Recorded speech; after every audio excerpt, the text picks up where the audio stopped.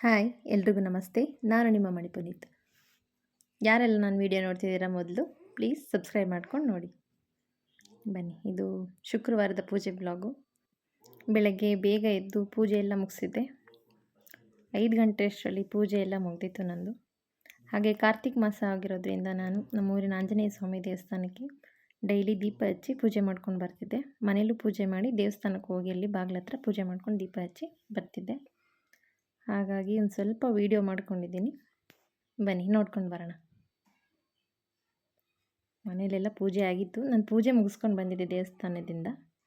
ನೋಡಿ ಅಲ್ಲಿ ದೇವ್ರಿಗೂ ನೈವೇದ್ಯ ಇಟ್ಟು ನೋಡಿ 5 ಗಂಟೆ ಆಗಿದೆ. ನನ್ನ ಮನೆಗೆ ಬರೋ ಅಷ್ಟರಲ್ಲೆಲ್ಲ ಪೂಜೆ ಮಾಡಿಕೊಂಡು ಬನ್ನಿ ದೇವಸ್ಥಾನದ ಹತ್ರ ಮತ್ತು ಅರಳಿಕಟ್ಟೆ ಹತ್ರ ದೀಪ ಹಚ್ಚಿದೆ. ನೋಡಿ ಇದು ದೇವಸ್ಥಾನದ ಹತ್ರ ಹಚ್ಚಿರೋವಂಥದ್ದು.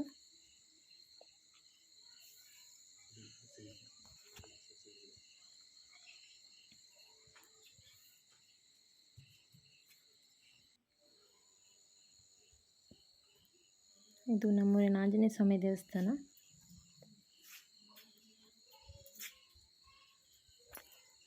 ಒಂದು 3 ಡೇಸ್ ಪೂಜೆ ಮಾಡಿದೆ. ಪೂಜೆ ಎಲ್ಲ ಮುಗಿಸ್ಕೊಂಡು ನಾನು ಮನೆಗೆ ಹೊರಟೆ.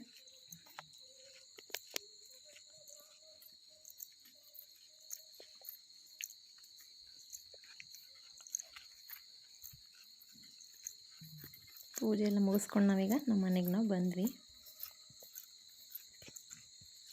ನೋಡಿ ತುಳಸಿ ಕಟ್ಟೆ ಹತ್ರನೂ ದೀಪ ಉರಿತಾ ಇದೆ. ಬಾಗಿಲಿಗೆಲ್ಲ ಹಚ್ಚಿಟ್ಟು ತುಳಸಿ ಕಟ್ಟೆಗೆಲ್ಲ ಹಚ್ಚಿಟ್ಟು ಹೋಗಿದ್ದೆ ನಾನು.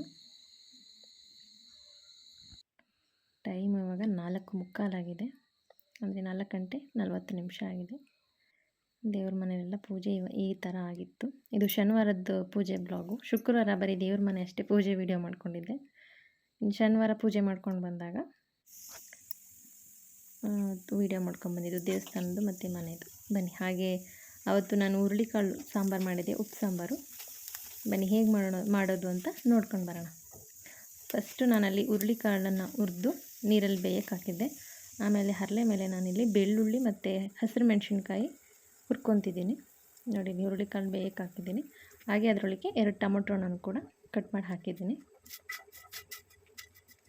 ಹಾಗೆ ಹಸಿರು ಮೆಣಸಿನ್ಕಾಯಿ ಬೆಳ್ಳುಳ್ಳಿ ಎಲ್ಲ ಹುರ್ಕೊಂಡಾದಮೇಲೆ ಹರಳೆ ಬಿಸಿ ಇರುತ್ತಲ್ಲ, ಅದೇ ಬಿಸಿಗೆ ಸ್ವಲ್ಪ ಜೀರಿಗೆ ಮತ್ತು ಮೆಣಸನ್ನು ಹಾಕಬೇಕು, ಸ್ವಲ್ಪ ಬೆಚ್ಚಗಾಗೋ ಥರ. ಹಾಗೆ ಇಲ್ಲಿ ಮಿಕ್ಸಿ ಜಾರ್ಗೆ ಏನು ಹುರ್ಕೊಂಡಿದೆ ಹಸಿರು ಮೆಣಸಿನ್ಕಾಯಿ, ಬೆಳ್ಳುಳ್ಳಿ ಮತ್ತು ಜೀರಿಗೆ, ಮೆಣಸು, ಉಪ್ಪು, ಸ್ವಲ್ಪ ಕೊತ್ತಂಬರಿ ಸೊಪ್ಪು ಇಷ್ಟನ್ನು ಹಾಕ್ಕೊಂಡು ನಾವು ಗ್ರೈಂಡ್ ಮಾಡ್ಕೊಂಡು ಇಟ್ಕೊಂಡಿದ್ದೀನಿ. ಹಾಗೆ ಇಲ್ಲಿ ಅಷ್ಟರಲ್ಲಿ ಹುರುಳಿಕಾಳು ಮತ್ತು ಟೊಮೊಟೊನು ಕೂಡ ಬೇಯಿಕೊತ್ತು, ಅದನ್ನು ಹಾಕ್ಕೊಂಡು ಸ್ವಲ್ಪ ಕೊತ್ತಂಬರಿ ಸೊಪ್ಪು ಹಾಗೆ ಹುಣಸೆಹಣ್ಣು ಇಷ್ಟನ್ನು ಹಾಕಿ ನಾನು ಗ್ರೈಂಡ್ ಮಾಡ್ಕೊತೀನಿ. ಹಾಗೆ ಉಪ್ಸಾರು ಖಾರನೂ ಕೂಡ ರುಬ್ಬಿಟ್ಟಿದೆ. ನೋಡಿ ಇವಾಗ ಎಷ್ಟು ಚೆನ್ನಾಗಿ ಕಾಣಿಸ್ತಿದೆ ಅಲ್ವಾ. ಈಗ ಇದು ಆಯಿತು. ಈಗ ಸಾಂಬಾರಿಗೆ ಹಾಕಬೇಕಿದ್ದನ್ನು. ಈ ಕಡೆ ಮುದ್ದೆನೂ ಮಾಡ್ಕೊತಿದ್ದೀನಿ. ಹಾಗೆ ಇಲ್ಲಿ ಸಾಂಬಾರು ರೆಡಿ ಆಗ್ತಿದೆ. ಬನ್ನಿ ಇವಾಗ ಮಿಕ್ಸಿಲಿ ರುಬ್ಕೊಂಡಿರೋಂಥದ್ದನ್ನು ಇದರೊಳಗಡೆ ಹಾಕೋಣ. ಇದನ್ನು ಹಾಕಾದ್ಮೇಲೆ ನಿಮ್ಗೆ ಸಾಂಬಾರು ಹೇಗೆ ಬೇಕು ಅಷ್ಟು ನೀರು ಹಾಕ್ಕೊಳ್ಳಿ. ಇವಾಗ ಇದಾಯಿತು, ಬೇಯ್ತಾ ಇದೆ. ರುಚಿಗೆ ಎಷ್ಟು ಬೇಕಷ್ಟ ಉಪ್ಪು ಹಾಕ್ಕೋಬೇಕು. ಉಪ್ಪು ಹಾಕಿ 1-2 ಕುದಿ ಬೇಯಿಸ್ಕೊಂಡ್ರೆ ಸಾಂಬಾರು ರೆಡಿ. ಮುದ್ದೆ ಜೊತೆ ಅಂತೂ ಸೂಪರಾಗಿತ್ತು. ನೀವು ಒಂದು ಸತಿ ಟ್ರೈ ಮಾಡಿ ಹೇಗಿತ್ತು ಅಂತ ಕಮೆಂಟ್ ಮಾಡಿ. ನೋಡಿದ್ರಲ್ವ, ನನ್ನ ವಿಡಿಯೋ ಇಷ್ಟ ಆಗಿದ್ರೆ ಲೈಕ್ ಮಾಡಿ, ಶೇರ್ ಮಾಡಿ ಮತ್ತು ಕಮೆಂಟ್ ಮಾಡಿ. ಪ್ಲೀಸ್ ನನ್ನ ಚಾನಲ್ನ ಸಬ್ಸ್ಕ್ರೈಬ್ ಮಾಡ್ಕೊಂಡು ನೋಡಿ. Thank you.